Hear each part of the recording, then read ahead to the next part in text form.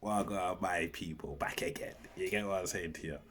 Right. Horrible weekend of football for me, my G. You get what I'm saying to you, yeah? Man U beat Newcastle. Anybody shocked?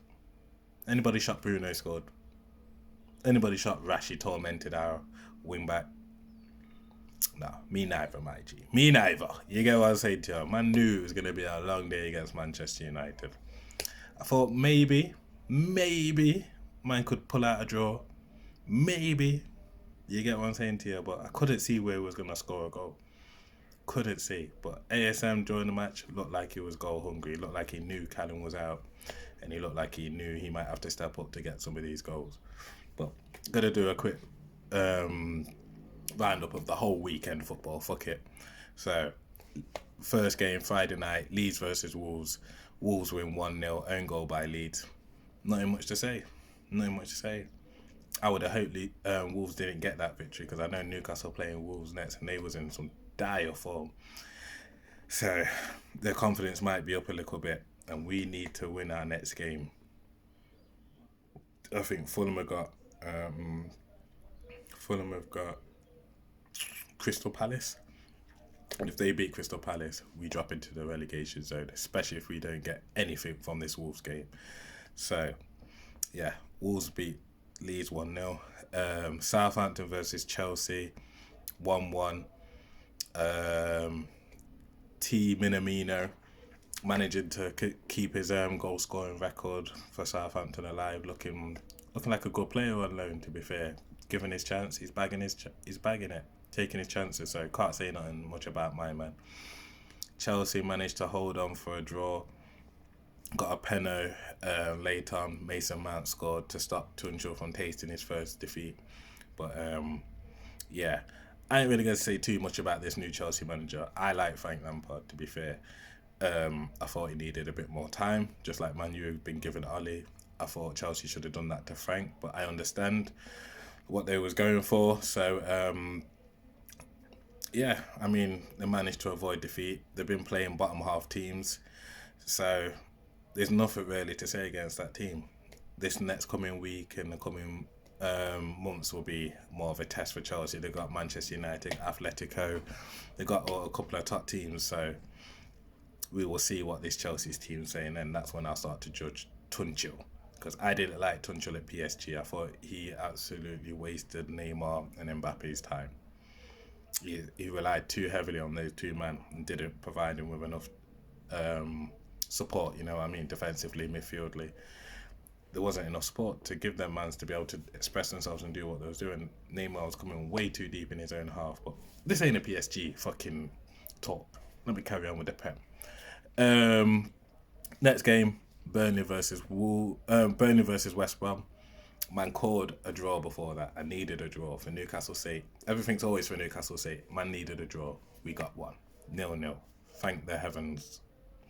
Next game, Liverpool 0, Everton 2. Richarlison, Sigurdsson. First time I'm sure Everton have won at Anfield. Liverpool in poor form still. No Van Dijk, no Matip, no Gomez, no chance of keeping a clean sheet. Simple as that. Simple as that. Can make all the chances they want, but for some reason, they're not bagging their chances. And not having Van Dijk or having that defence, I don't believe is stopping them from scoring because Liverpool's still creating chances. They're just not taking them. Might not be creating as many chances, but that's when you gotta be clinical. You get what I'm saying to you? And the problem is nowadays, there's no strikers. So a lot of players aren't clinical. They need 2, 3 chances because most of these attacking players are wide players. They're wingers, really. You get what I'm saying to you? These mans are wingers who are just being pushed further forward with a bit more of an eye for goal than the old school wingers like Beckham and Giggs, whose job was to go down the line and cross it. These are just inverted wingers. They're just coming in to shoot. But they're not clinical. They're not strikers. They're not Harry Kane. You get what I'm saying to you? I know Harry Kane, Aubameyang, Aguero haven't been on form, and they're like the best strikers in the league. But you get what I'm saying to you? A striker is a striker, and attacking wingers should be attacking wingers assisting the striker. But a lot of these attacking wingers are just assisting themselves or each other.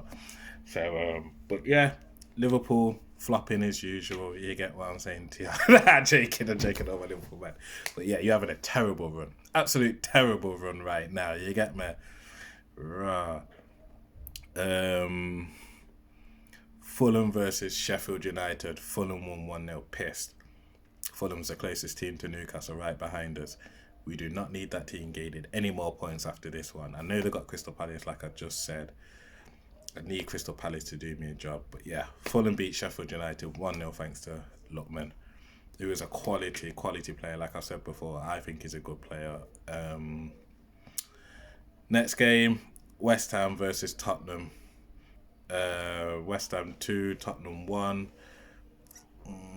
Lucas Moura for Tottenham and Antonio for West Ham, and J-Lings. How do you do this thing? J-Lings. You get that? J-Lings. J-Lings proving that Ollie should have kept my man. He's obviously still got more to offer. Man's bagging goals. I saw it's like 3 games for West Ham and he scored 2. So he's proven that Ollie's wrong. And it's not the first time that he's been wrong. You get me? Man let Smalling go and kept Phil Jones. Man let Lukaku go and brought in N'Golo and Cavani. Now their touches are just as bad as Lukaku.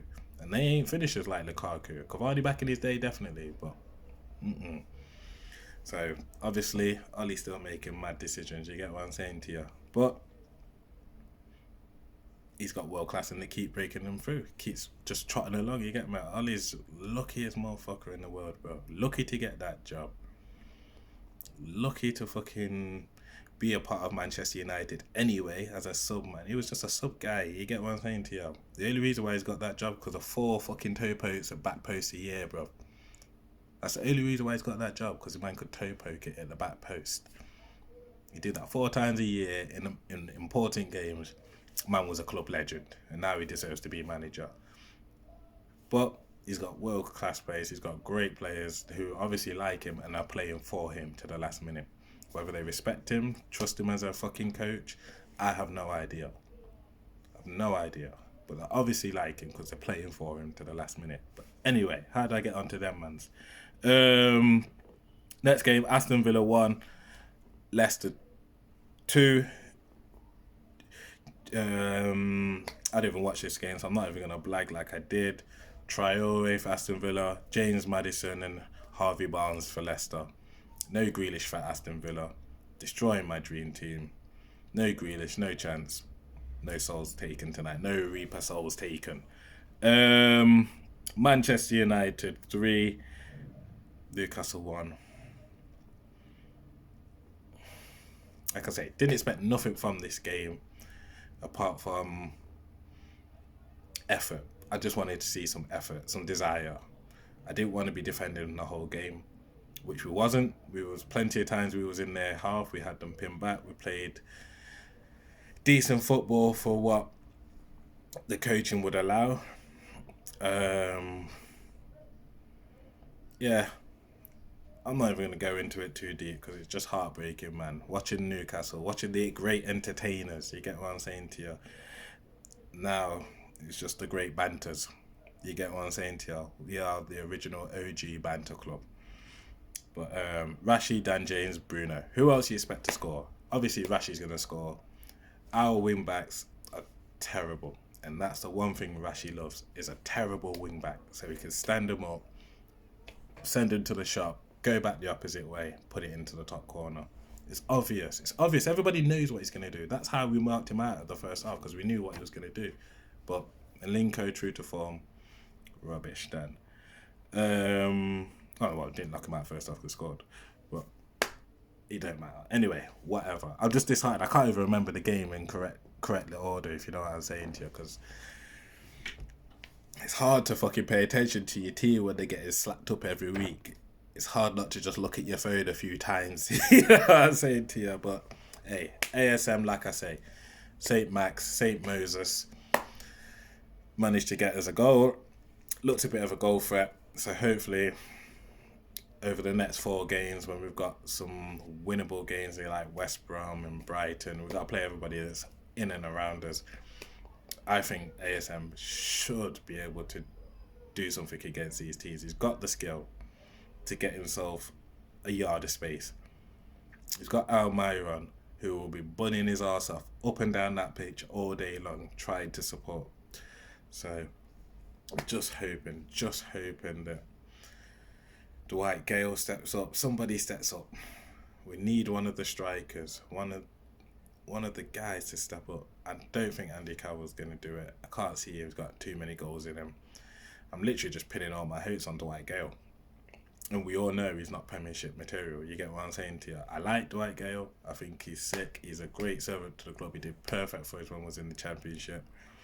If he scored a few more goals coming off the bench, I wouldn't have a problem with him. But he just seems to offer absolutely nothing. But hopefully, he watched the last game he played, realised he offered nothing, and he's ready to kick on. But I'm sure we're going to end up with Joe Linton up front. Pissed off if we are. Yeah, man, and that's the roundup. Like I say, I hope Newcastle don't get relegated. I do not want to be doing this next season Championship. Come on, Newcastle, bro. Come on.